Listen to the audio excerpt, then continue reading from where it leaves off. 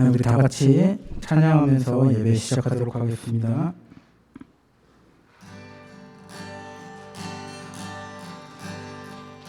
갈급한 내 맘 만지시는 주, 사랑과 노래 드리기 원합니다. 주 사랑해요, 주 찬양해요. 높고 거룩한 주 날 만져주시니 이전과 같지 않으리. 주 사랑해요, 영원히 찬양해. 예수 신령과 진정으로 경배드려요. 주 사랑해요, 영원히 찬양해. 예수 신령과 진정으로 경배드려요.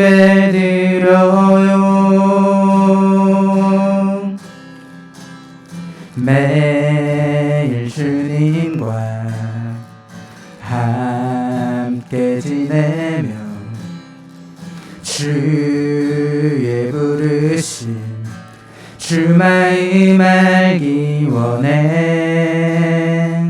내 모든 호흡 주께 속했네. 주의 부르심 주 마음 알기 원해. 내 생명 주께 속했네. 주 사랑해요,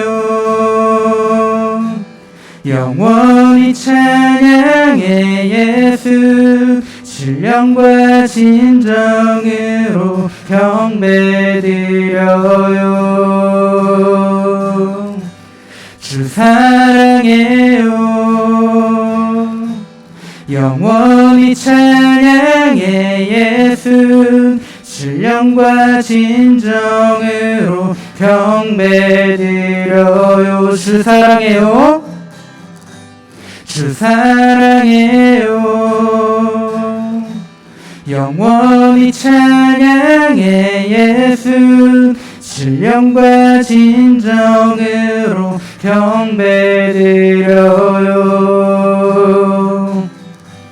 주 사랑해요, 영원히 찬양해. 예수 신령과 진정으로 경배드려요.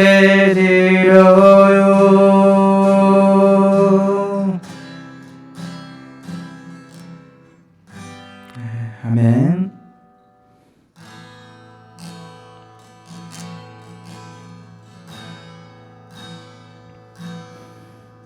예수 우리들의 밝은 빛, 은혜와 긍휼을 베푸시는 주, 의의 길을 따라가는 주의 자녀들에게 항상 밝은 빛을 비추시네. 그는 구원의 주 하나님, 공의로 세상을 다스리시네.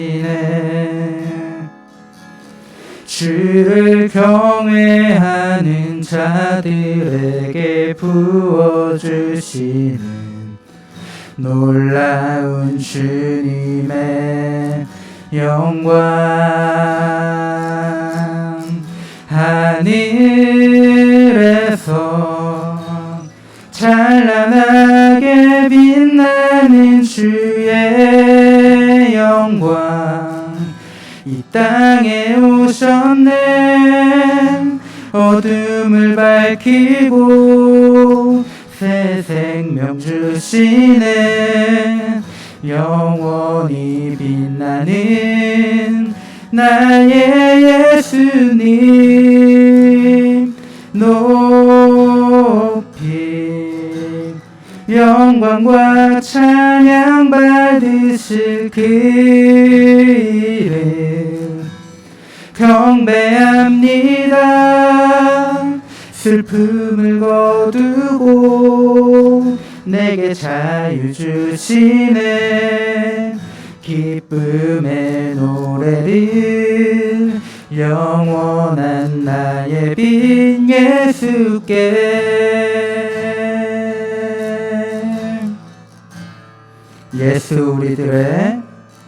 예수 우리들의 밝은 빛 은혜와 긍휼을 베푸시는 주 의의 길을 따라가는 주의 자녀들에게 항상 밝은 빛을 비추시네. 그는 구원의 주 하나님 공의로 세상을 다스리시네. 주를 경외하는 자들에게 부어주시는 놀라운 주님의 영광. 하늘에서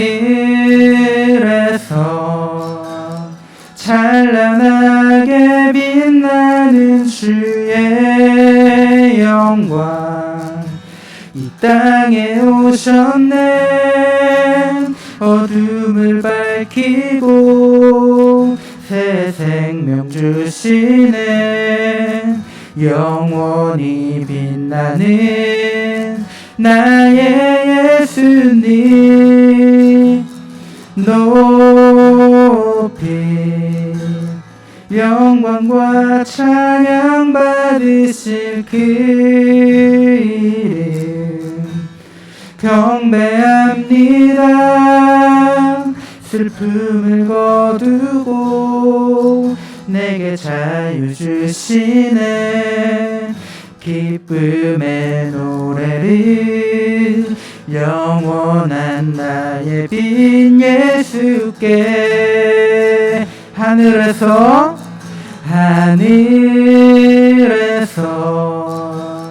찬란하게 빛나는 주의 영광 이 땅에 오셨네. 어둠을 밝히고 새 생명 주시네. 영원히 빛나는 나의 예수님 높이 영광과 찬양 받으실 그 이름 경배합니다. 슬픔을 거두고 내게 자유 주시네. 기쁨의 노래를 영원한 나의 빈 예수께.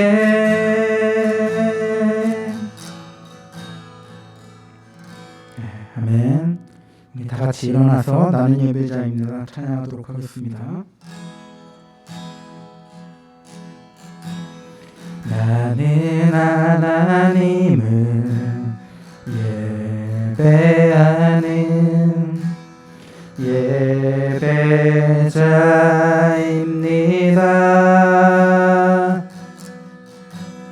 내가 서 있는 곳 어디서나 하나님을 예배합니다. 내 영혼 거룩한 은혜를 향하여 내 마음 완전한 하나님 향하여 이곳에서 바로 이 시간 하나님을 예배합니다.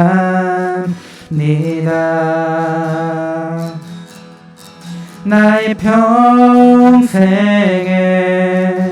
단 한 가지 소원, 주의 아름다우심 보며 사랑 노래하는 것, 나의 왕 되신 주님의 얼굴 구하며 그 사랑 안에 머물러 사랑 노래합니다.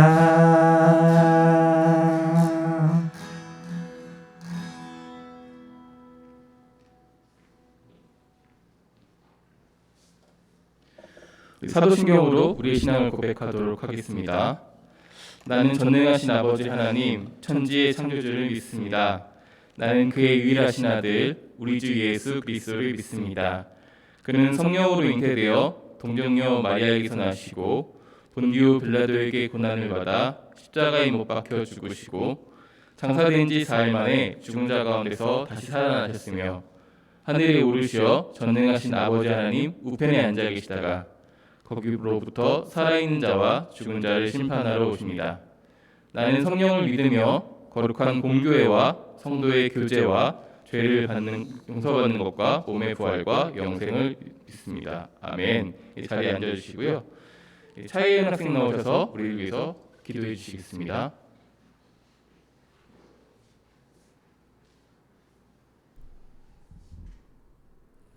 기도하겠습니다. 하나님, 오늘 이 자리에 있는 사람들, 집에서 온라인으로 예배드리는 사람들 모두 다 이렇게 함께 예배드릴 수 있게 허락해 주심에 감사드립니다. 오늘도 저희와 함께 해주셔서 주님의 말씀을 오늘 이 자리에서 듣고 잊어버리는 것이 아니라 하루하루를 살아갈 때 항상 기억하고 따를 수 있도록 도와주세요. 말씀을 전하시는 목사님과도 함께 해주세요. 리모델링하는 과정 중에도 꼭 함께 해주셔서 다 안전하게 끝날 수 있도록 도와주세요. 감사드리며 주 예수님의 이름으로 기도드립니다. 아멘.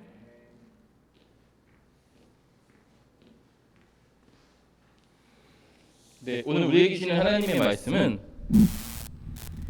신약성경 마가복음 9장 30절에서 37절의 말씀입니다. 네, 봉독하도록 하겠습니다. 그곳을 떠나 갈릴리 가운데로 지날새 예수께서 아무에게도 알리고자 아니하시니 이는 제자들을 가르치시며 또 인자가 사람들의 손에 넘겨져 죽임을 당하고 죽은 지 3일 만에 살아나리라는 것을 말씀하셨기 때문이더라. 그러나 제자들은 이 말씀을 깨닫지 못하고 묻기도 두려워하더라. 가버나움에 이르러 집에 계실새 제자들에게 물으시되 너희가 길에서 서로 토론하는 것이 무엇이냐 하시되 그들이 잠잠하니 이는 길에서 서로 누가 크냐 하고 쟁론하였습니다. 예수께서 앉으사 12제자를 불러서 이르시되 누구든지 첫째가 되고자 하면 무사람의 끝이 되며 무사람을 섬기는 자가 되어야 하리라 하시고 어린아이 하나를 데려다가 그들 가운데 세우시고 안으시며 제자들에게 이르시되 누구든지 내 이름으로 이런 어린아이 하나를 영접하면 곧 나를 영접함이요 누구든지 나를 영접하면 나를 영접함이 아니요 나를 보내신 이를 영접함이니라. 아멘. 이것은 하나님의 말씀입니다. 네, 우리는 교회력에 따라서 예수님의 행적을 기억하는 시간을 갖도록 하겠습니다. 이번 주에 제가 즐겨보던 드라마 한 편이 끝났습니다. 혹시 여러분들도 보던 분들이 있을지 모르겠는데 뭔지 생각하는 것 같아요. 슬기로운 의사생활 시즌2가 끝났거든요. 혹시 보던 사람들이 있어요? 2명 정도, 3명 정도 보고 있었어요. 여러분들은 이 드라마를 보면서 어떤 포인트에서 제일 감동을 하셨는지, 어떤 부분을 가장 관심 있게 봤는지 좀 궁금하네요. 이게 시즌 3가 나온다고 하는데 시즌 3까지 계획되어 있다는 제가 기사를 봤는데 언제 나올지 모르겠어요. 차후에 나온다는 얘기도 들리고 그래서 뭔가 좀 딱 마무리되지 않은 시점에서 끝나서 뭔가 계속 기다리게 하는 그런 묘한 매력이 있습니다. 이 드라마의 재미 포인트는 보는 사람에 따라 좀 달라요. 어떤 사람들은 같은 드라마를 봐도 이런 의사들이 있었으면 좋겠다, 이런 생각에 감동을 받는 사람들도 있을 것이고요. 어떤 사람들은 이 드라마 속의 주인공들의 러브라인에 관심을 갖고 저게 이루어져야 되는데 이루어질 때 왜 안 이루어지지? 여기에 포인트를 맞춰서 보는 사람들도 있었을 것이고요. 또 어떤 사람들은 거기에 등장했던 그 환자분들이 굉장히 연기를 잘했잖아요. 그분들의 연기에 굉장히 공감하고 상황에 공감하면서 같이 울고 웃고 고민했던 분들도 있는 것으로 알고 있습니다. 이런 드라마를 보는 태도를 우리는 사자성어로 동상이몽이라고 표현할 수 있을 것 같아요. 오늘 말씀의 제목이기도 하고 우리에게 너무나 잘 알고 익숙한 사자성어죠. 그 뜻은 뭐죠? 같은 잠자리에서 잠을 자도 서로 다른 꿈을 꾼다, 이런 의미고요. 이게 같은 처지에 있거나 함께 행동하는 사람들이 서로 다른 생각과 목표를 가지고 있는 그런 상황을 묘사할 때 동상이몽이라는 사자성어로 묘사하곤 합니다. 오늘 말씀 속에서 예수님과 제자들 사이에 이 동상이몽하는 모습을 우리는 볼 수가 있습니다. 오늘 말씀 그 이전의 상황, 그 전 상황을 우리가 잘 알게 되면 조금 더 그들이 왜 동상이몽을 했는지 이해하는 데 도움이 됩니다. 이 말씀의 전 상황은요, 예수님께서 놀라운 일들을 보여주시는 그 장면으로 이루어져 있어요. 9장에 총 2가지 놀라운 장면이 나오는데요. 하나는요, 예수님께서 제자들에게 놀라운 일을 보여주시는 그 장면입니다. 예수님께서 베드로와 야고보, 요한을 데리고 산에 올라가십니다. 거기서 신비로운 모습으로 변화하는 것들을 제자들에게 보여주시는데요. 예수님의 옷에서 광채가 나고 본 적 없는 그런 하얀 옷으로 변화되고, 그것도 신비한데 거기에 엘리야와 모세가 보여집니다. 베드로는 황홀해하면서 거기서 이렇게 고백합니다. 우리가 여기서 살자, 그것도 좋겠다, 이렇게 고백합니다. 거기다가 하늘에서 소리가 들리는데요. 이것은 하나님의 음성이라고밖에 설명할 수 없는 그런 음성입니다. 그 목소리가 이렇게 얘기합니다. 이는 내 사랑하는 아들이다. 너희는 그의 말을 들으라. 이 얼마나 황홀한가요? 이 사람이 정말 우리가 따르던 그 선생님이 하나님의 아들이구나, 하나님이시구나, 이렇게 신비한 분이구나, 무엇인가 하실 만한 분이구나, 이런 놀라움과 경외감으로 가득했던 순간이었습니다. 그리고 거짓말처럼 처음 등산했을 때의 모습으로 돌아오게 되는 장면까지 성경에서 보여주고 있습니다. 다른 하나의 놀라운 장면은요, 예수님께서 예수님을 따르는 무리와 제자들에게 보여주시는 이 일입니다. 예수님께서 일부의 제자들, 3명의 제자들과 등산을 하고 있던 장면을 우리가 좀 전에 묘사했잖아요. 그 사이에 일어났던 일입니다. 예수님을 보려고 몰려든 무리가 있었습니다. 그곳에서는 따라가지 않았던 제자들도 있었을 것이고요. 그 중에 한 사람이 자기의 아들을 데려왔는데요. 이 아들은 귀신에 들린 아들이었어요.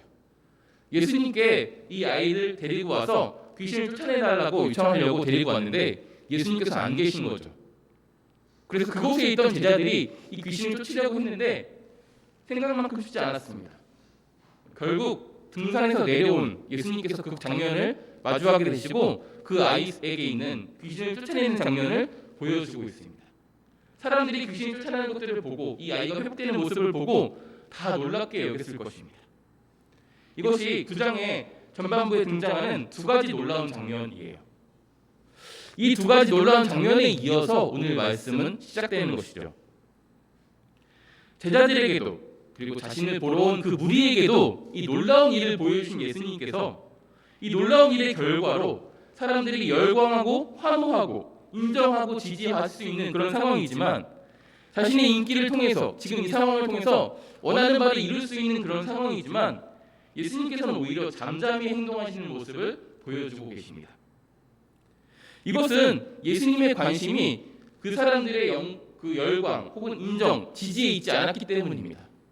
오늘 말씀 속에서 예수님의 관심은요, 바로 자신의 사역의 방향 그리고 자신의 삶의 모습이었습니다. 궁극적으로 이야기하면 죽게 될 것이고 3일 만에 부활하게 될 것인 그 자기의 사역의 목적, 여기에 관심이 있었습니다. 지난주에 이어서 예수님께서는요, 마가복음에서 벌써 2번째로 자기의 사역의 방향을 제자들에게 알려주고 있습니다. 나는 죽게 될 것이다. 그리고 3일 만에 다시 부활하게 될 것이다. 이것을 밝히고 있는 것이죠. 사람들에게 죽임을 당하고 3일 후에 다시 살아나게 될 그 6월절의 어린 양과 같은 모습의 사역에 관심이 있던 것이죠. 모든 사람을 위한 대속의 사역이 바로 예수님의 사역이었습니다. 완전한 하나님이시지만 또한 완전한 인간이셨던 예수님께서 자기의 죽음이 다가오는 그 날을 보면서 어떤 마음, 어떤 감정을 가지고 계셨을까요? 저는 두려웠을 것 같아요. 그리고 누군가 내 손을 잡아줬으면 좋겠다라는 생각을 했을지도 모르겠습니다. 그래서 사람들의 열광과 환호 이런 것보다 더 중요한 것, 원래 죽음을 앞두고 있는 사람들의 관심사는 정말 본질적인 것이거든요. 일상의 즐거움일지도 모르겠습니다. 그런 것들을 소중히 여기고 있었던 예수님의 모습입니다. 이런 예수님의 모습, 예수님께서는 자신의 사역을 말하셨을 뿐만 아니라 말씀에서는 가르치셨다라고 이야기하고 있어요. 그러니까 본인이 사람들의 손에 죽임을 당할 것이고 3일 만에 부활하게 될 것을 단지 말하고 전하고 공감을 얻고자 하는 것이 아니라 제자들에게 가르쳤다는 얘기죠. 제자들은 이 가르침을 듣고 예수님의 그 말에 공감하거나 위로하거나 예수님 그래도 내가 예수님을 끝까지 따르겠습니다 이렇게 예수님께 말씀하지 않았습니다. 그런 지지의 반응이 아니었어요. 오히려 제자들은요 침묵했고요 묻기도 두려워했다. 이게 성경에서 우리에게 말씀하고 있는 내용입니다. 왜냐면요 자신들이 따르던 그 스승의 죽음은요 스승을 따르던 제자들의 죽음으로 이어질 가능성이 굉장히 크기 때문입니다. 스승이 전했던 그들의 사회에서 받아들일 수 없었던 그 불온한 사상, 하나님의 나라에 대한 다른 가르침, 이런 것들이 자신들에게도 분명히 영향을 줄 것을 생각했기 때문에 더 깊게 물어보지 못했던 것이죠. 제자들의 관심이 어디에 있었을까요? 제자들의 관심은 장면이 전환되어서 가버나움에서 드러나게 됩니다. 가버나움에서 예수님께서 잠시 그들과 함께 있지 않을 때 제자들 사이에서 한 가지 토론을 합니다. 한 가지 주제로 이야기를 하기 시작하는 것이죠. 토론이라고 이야기하는 것은 그들 사이에 어떤 쟁론, 다툼, 말싸움, 이견의 충돌들이 있었다라는 얘기죠. 그 토론의 주제가 무엇인지 예수님께서 그들에게 묻습니다. 그런데 이번에도 그들은 잠잠히 있습니다. 이번에 잠잠하게 있는 이유는 좀 달라요. 왠지 우리들이 토론하던 그 주제의 내용을 예수님께 말씀드리면 혼날 것 같은 그런 주제였나 봐요. 그래서 꾸중을 들을 것이라고 생각했거나 차마 말하기 민망한 주제, 내 입으로 얼굴 붉히는 그런 일들을 하지 않으려고 침묵하고 있었던 것이죠. 우리가 잘 알고 있습니다. 그들의 토론의 주제, 그 이야기의 주제는요. 우리 12명 중에 누가 첫째인가? 누가 가장 높은가? 이것을 가지고 이야기했습니다. 누가 가장 높은지 이것이 그들의 관심사였습니다. 혼날 만한 주제죠. 이 직전에 예수님께서 하신 말씀을 이어서 보면 예수님은 참 마음이 상하실 만한 그런 내용입니다. 그런데 이것은 제자들의 관심사였어요. 누가 높은 사람이냐? 혹은 어떻게 하면 높아질 수 있는가?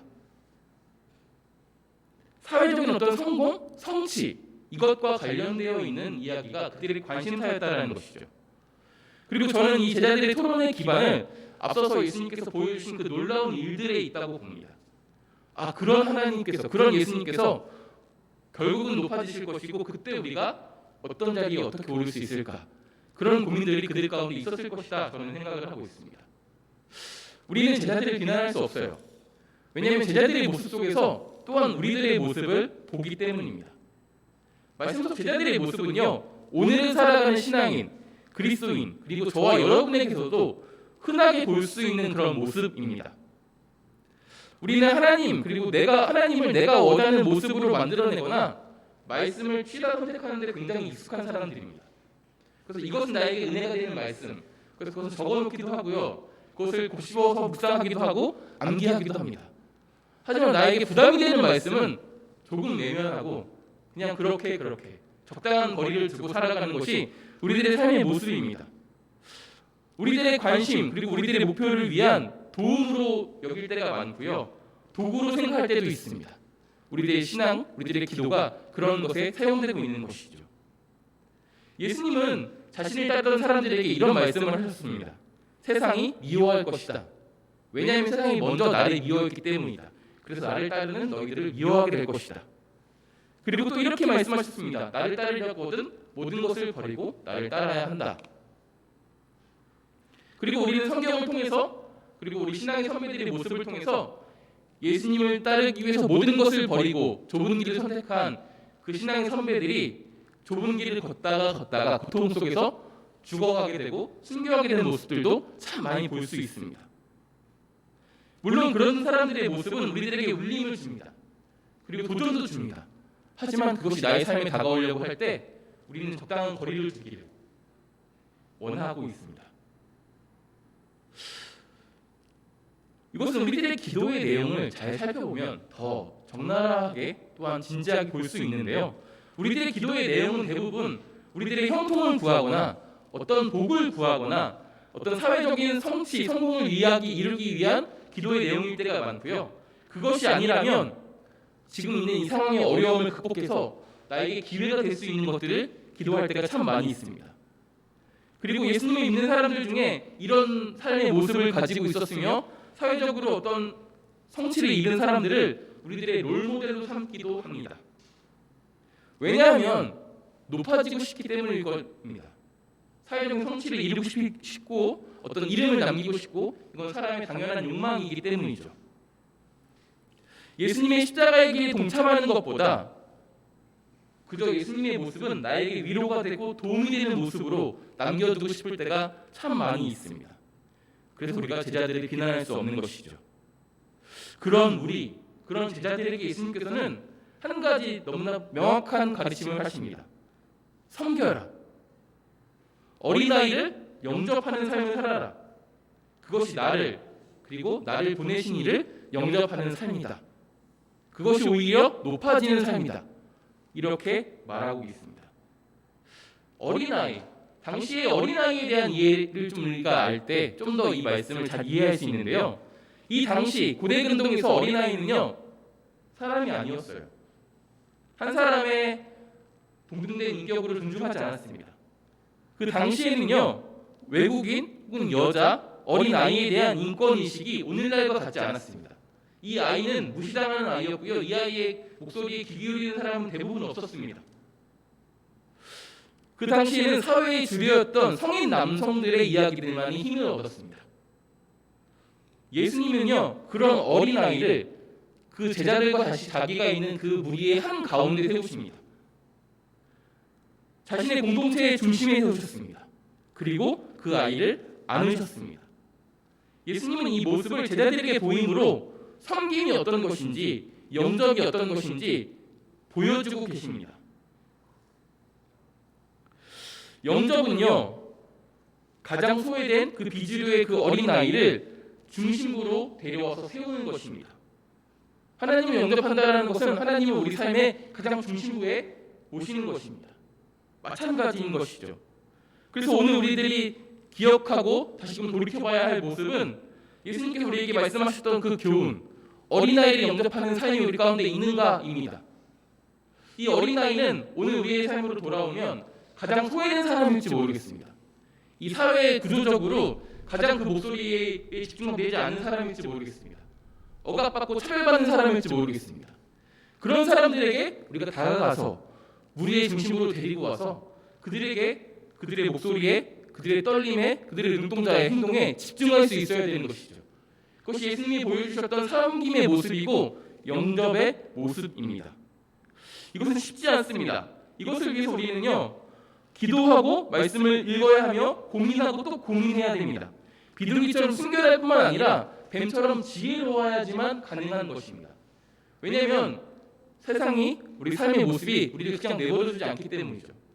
우리에게 있는 무수한 과제들과 해야 할 많은 일들 사이에서 어떻게 그런 일들을 감당할 수 있을지, 어떻게 어린아이를 영접하는 삶을 살 수 있을지 고민하고 또 고민하고 머리를 쓰고 지혜가 있어야지만 가능한 일입니다. 그래서 우리는 이것을 위해서 기도하는 삶의 태도를 회복해야 합니다. 어린아이에게 관심을 주기 위해서, 우리들의 시선이 넓어지기 위해서, 우리들의 마음이 여유가 있기 위해서, 이웃에게 우리 시선이 돌아가기 위해서 기도해야 합니다. 하나님의 시선이 내게 있었으면 좋겠습니다. 소외된 사람을 바라볼 수 있는 마음이 내게 있었으면 좋겠습니다. 그들에게 다가갈 수 있는 마음에 넉넉함이 있었으면 좋겠습니다. 이런 것들이 우리들의 기도의 제목이 되었으면 좋겠습니다. 그렇게 기도하고 우리 삶에 어린아이를 영접하는 삶의 모습들이 드러날 때 그때 우리의 삶은 예수님을 영접하는 삶이 될 것이고 예수님을 보내시는 이의 삶을 보내신 분을 영접하는 삶을 살게 될 것이고 그때 우리는 진정으로 예수님께서 걸으셨던 그 십자가의 길에 동참할 수 있게 되는 것입니다. 이것을 진정 소망한다면 우리 다시 기도를 시작했으면 좋겠습니다. 지금까지 우리는 동상이몽이라는 제목으로요 마가복음 9장을 통해서 예수님과 동상이몽했던 제자들의 모습을 살펴봤습니다. 이 제자들의 모습이 바로 우리들의 모습이었음을 부인할 수 없었고 또한 예수님께서 사랑하셨던 지극히 작은 어린아이와 같은 사람을 영접하며 살아야 한다는 것을 다시금 상기했습니다. 그러기 위해서 기도하고 고민하고 우리들이 끙끙거려야 한다는 것을 다시금 상기했습니다. 다짐했을지도 모르겠어요. 명절이 다가오고 있습니다. 그렇죠? 여러분들이 이 작은 실천을 집에서부터 했으면 좋겠습니다. 여러분의 가정에서 가장 소외된 사람이 누구인지, 가장 그 목소리가 존중되지 못한 사람이 누구인지 한번 곰곰이 살펴봤으면 좋겠어요. 그래서 그 사람에게 다가가서 예수님처럼 안아주기도 하시고 다시금 목소리에 귀 기울이기도 하시고 그 사람이 그 가정에서 온전히 세워질 수 있도록 여러분들이 영접해주는 일들을 그 가정에서 먼저 했으면 좋겠습니다.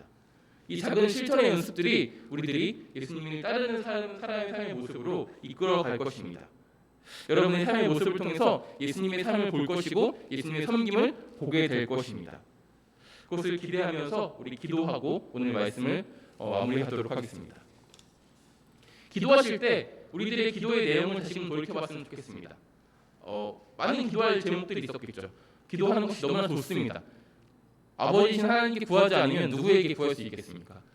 그럼에도 불구하고 오늘 말씀에서 예수님이 교훈하셨던 것처럼 우리들의 관심에만 머물러 있는 것이 아니라 예수님의 관심이 있던 그곳에도 머무르기 원합니다. 그래서 어린아이를 바라볼 수 있는 그런 시선과 하나님 아버지의 그 마음과 그 사랑과 그를 영접할 수 있는 삶의 모습이 될 수 있게 해달라고 마음을 담아서 한번 기도해 보도록 하겠습니다. 기도하겠습니다. 하나님 아버지 감사합니다. 오늘 말씀을 통해서 우리 삶의 모습을 우리들의 기도의 내용을 다시 돌이켜서 우리 삶의 모습 가운데 예수님의 관심사, 예수님의 그 어린아이를 영접했던 모습, 십자가의 길, 거기에 나 여전히 관심도 있는 짓을 봅니다. 그리고 결단하고 다짐합니다.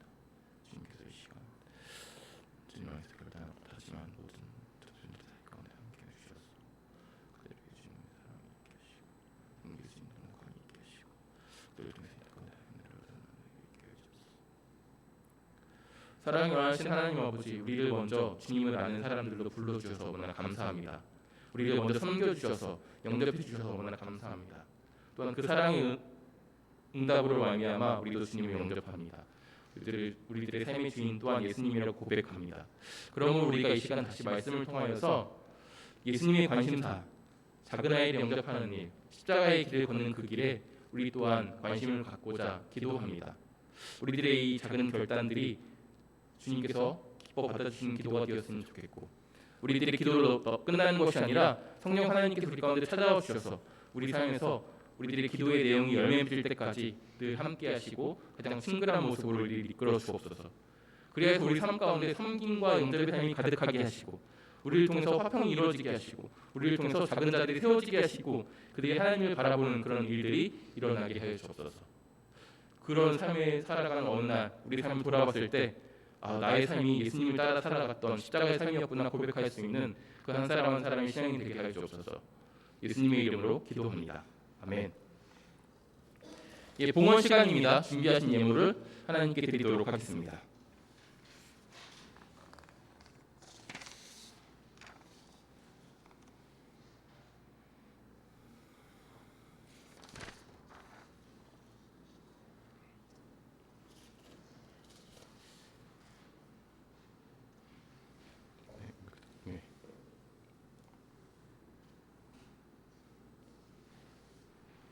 봉헌 기도하겠습니다.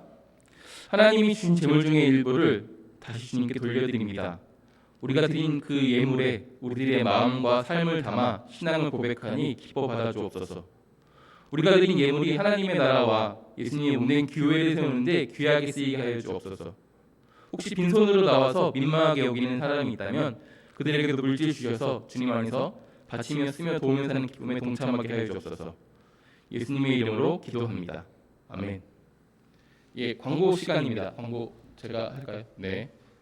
예배 오신 여러분들을 환영합니다. 우리는 사회적 거리 두기 운동에 동참하면서 예배를 하고 있습니다. 그래서 올 때 발열 체크와 개인 위생 그런 감염에 대한 위협에서 스스로를 보호해 주시면 좋겠고요. 여름 행사 우리는 아직 끝나지 않았어요. 야외 활동이 남아 있습니다. 네, 우리들이 어떻게 보면 수건 사업일 수도 있는데 어떻게 보면 이게 리모델링이 다 끝난 다음에 해야 될 수도 있을 것 같긴 해요. 사회적 거리두기 운동이 좀 완화되면 거기에 맞게 야외 활동으로 우리가 할 거니까요. 네. 계속 디벨롭 할 수 있어요. 이 기회에 여러분들의 그 관심과 생각들을 계속 반영해 주시면 더 좋을 것 같아요. 그리고 이 공간에 대한 이름 공모가 계속 이어지고 있습니다. 지난주에 한 친구가 아이디어를 줬는데 네, 그거는 이제 제가 듣고 기억하고 있습니다. 여러분들 뭐 SNS로 동참해 주셔도 좋고요. 네, 뭐 상품도 걸려 있으니까 잘 참여해 주셨으면 좋겠어요. 정교인 성경 100일 필사가 진행되고 있습니다. 13일부터 네, 12월 21일까지 진행되고 있는데요. 참여하고 있는 친구들이 있나요? 1명, 2명. 네, 쉽지 않죠. 처음에 마음 먹고 들어가려고 했는데 첫날 말씀이 너무 길더라고요. 저도 쓰다가 지쳐서 한 3번에 나눠서 쓴 것 같은데 아직까지는 저는 안 밀렸는데 앞으로 어떻게 될지 모르겠습니다. 같이 화이팅 하도록 해요. 우리들이 필사를 하면 거기에 1,000원씩 한 장 하루에 1,000원씩 해서 우리들의 이름으로 선교원금을 한다고 해요. 거기로 끝나는 것이 아니라 청소년교회에서도 여러분 참여하는 여러분들을 독려하기 위해서 차등적으로 선물을 준비하려고 하니까요.